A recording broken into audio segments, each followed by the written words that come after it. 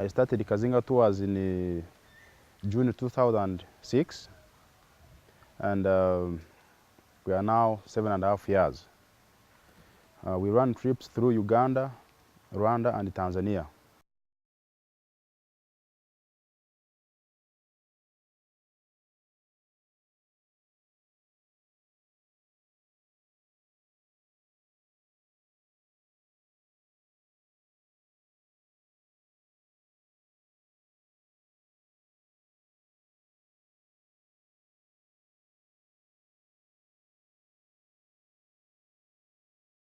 What prompted me to start my business is that I'm born in the Kigezi region, which is Kabale. That region of Kigezi comprises of Kabale, Kanungu, Rukungiri, Kisoro, and it is referred to as the Switzerland of Africa, meaning that it is a very nice place for tourism, having very many tourist attractions, including mountain gorillas, good landscape, good lakes, and whatever. But the most important thing here is that I would see very, very many tourists flocking to my village when I was very young. And I would wonder, why are these people coming to my village? Because my family is just a few kilometers from Lake Bunyoni, and also a few kilometers to a chia forest which used to have the dominance of Batwa. So these tourists would come there all the time. And when I continued seeing them flocking in my village, I took time to know why. And they told me they were on holiday. So I kept following them whenever they would come. I talked to them. I tried to get details from their countries, what they like and what they don't like, and how they like Uganda. So I started a very, very small company after my studies, which was called Felix the Cat, majorly looking at low-budget customers, volunteers, so that I can gain experience. But of course, as you know, it was not easy, because I'd first, of course, get the website and whatever. So by luck, I had a friend who was an intern from Germany, who I had met, and he's called Patrick. And he said, I'm gonna make for you a website for free. Of course, which was a very big boost. He made a simple one. To me, it was very big because I had never seen a website. I didn't know what it was. So, yeah, when he made it for me, every time I would meet people, the tourists on the road, and I tell them that I'm a tour operator, I'm looking for business, I can take you here and there. They would ask me, what shows? So I would give them my small business cards, and they would find the website. They're like, that's good, because you seem to be very serious. So I started small, like taking tourists around Lake Bunyoni, taking them for hiking in Mugahinga. And these people were very satisfied. So they would go back and tell people. We met a young boy in Kabale called Felix, and he took us for a tour, and we were very happy. So that network helped me a lot. So the first trip that I did, that's where I made a very good connection that prompted me to start Kazinga Tours.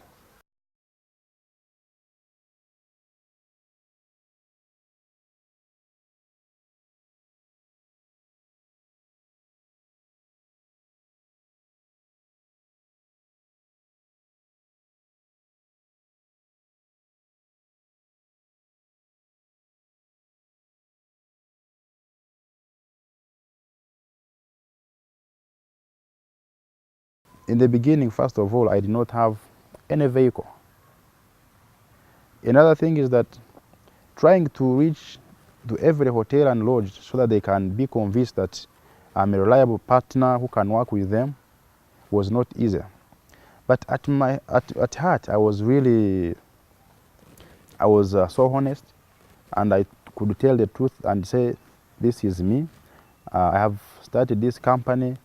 I want to make sure that I achieve this and this. I want to be a top company in like 5 years to come. So I want you to support me, work together, so that we can achieve together. And the hotel owners, the lodge owners, and people who had vehicles for hire, they actually said it is okay. Let's give it a try.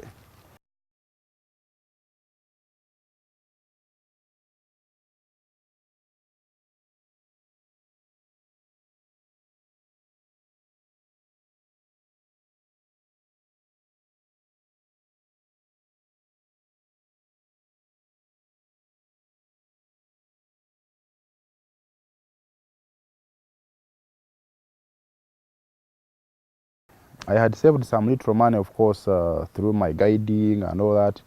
So I was able to register a company in Kampala, of course. Came from Kabale.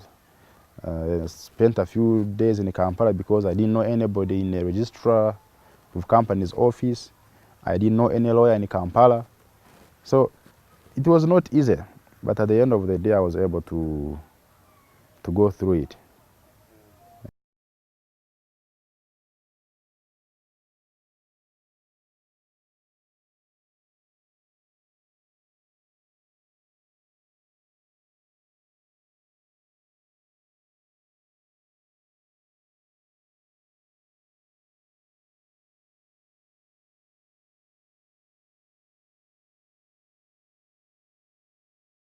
Yeah, Uganda, when you look at like on the East African level, Uganda is the only country that is still a virgin, meaning that the national parks we have, the lakes, the whatever, all the attractions we have are not too much tapped because we actually get a minimum number of people, meaning that the wildlife is still abundant.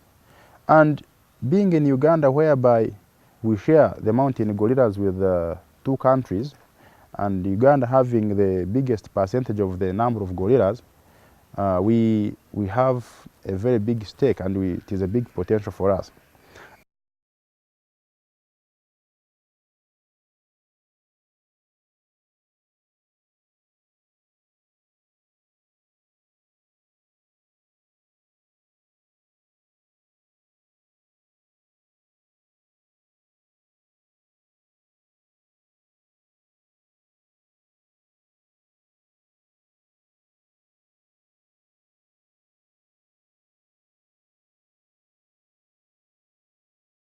Faced some challenges, of course, in growing the business, especially, the business of tourism is very tricky.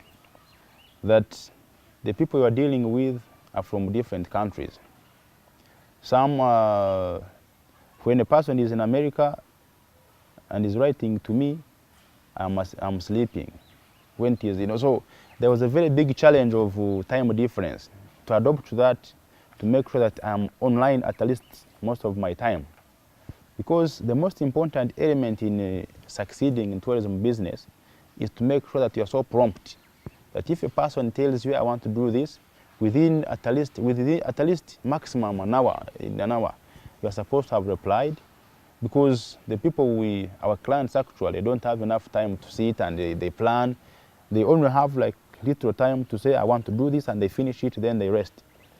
So I got that challenge of adopting to the time difference. So that means that I had few hours of sleep. And another challenge is that because I had started, I had only one desktop, which I had bought. And of course, I got a few employees, two employees. So we were all using one computer. So working in shifts. If you want to do something, then another person has to go aside, and then, but we knew where we had come from, so it was easy to adopt. But of course, in establishing business, when you have that challenge, it is not easy. Then also, the fact that I was based in Kabale, which is about 10 hours from Kampala, Most of the products, actually, most of the products that we give to our clients would be got from Kampala. The gorilla permits, the chimpanzee permits, and the tour guides, vehicles, they were all in Kampala. So I would have to travel. That means that time I'm traveling, I miss, of course, maybe there's a client who is writing. And so it was a big challenge that we were not based in Kampala.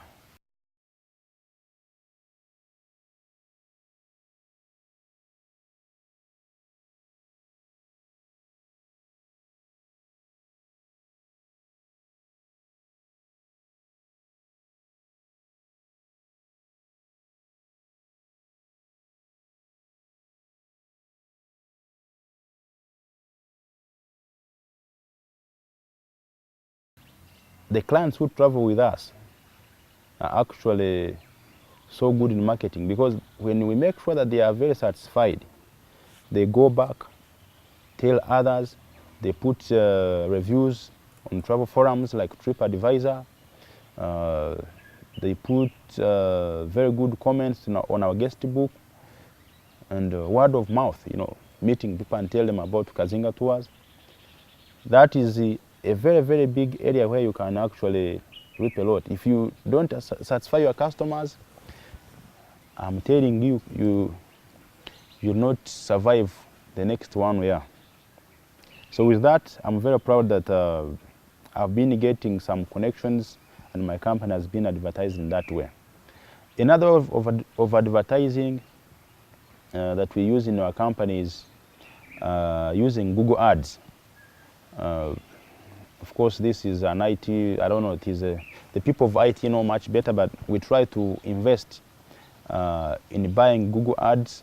There are some good keywords from Google, we make sure that our website at least appears on the first page when a person is searching for Uganda or Rwanda or Tanzania.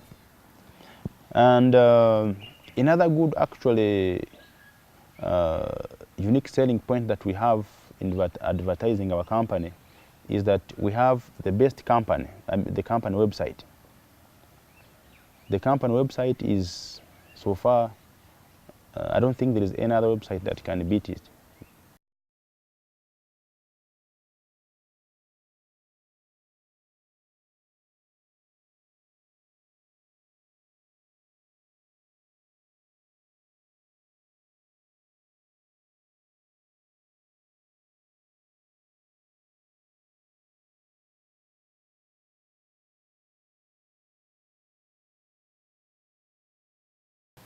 The advice I can give to aspiring entrepreneurs is, first of all, to make sure that they like what they are going to do. Before actually spending much time, they make sure they like what they are going to do. They make research and make sure they are there for it at all times. Because we've had many situations whereby I can meet a friend and say, you know what, there's a lot of money in tourism. Without even making research, a person just say, you know what, tell me what is required, and then I invest. And this is common so much in Uganda that people just hear there is business somewhere, and then you hear a person has bought like 10 vehicles, and he hires a very posh office, and those are things that come later, because it is very, very important that people like it so much. You have it, you have a passion for doing something, and give it time. So that you start small and grow big, because it is that patience that will give you good results at the end.